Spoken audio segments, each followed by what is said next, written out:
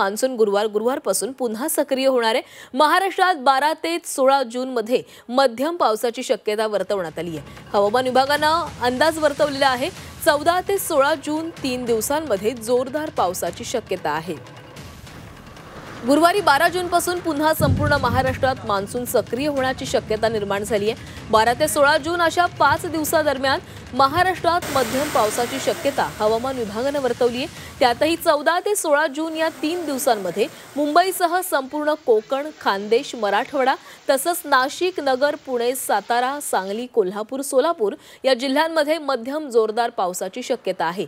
विशेषतः सिंधुदुर्ग, सातारा, सांगली, कोल्हापूर, सोलापूर, बीड, धाराशिव, लातूर, नांदेड, परभणी, यवतमाळ, चंद्रपूर, गडचिरोली अशा 13 जिल्ह्यांमध्ये जोरदार पाऊस होईल असाही अंदाज आहे। विदर्भातील 11 जिल्ह्यात मात्र मध्यम पावसाची शक्यता जाणवते आहे।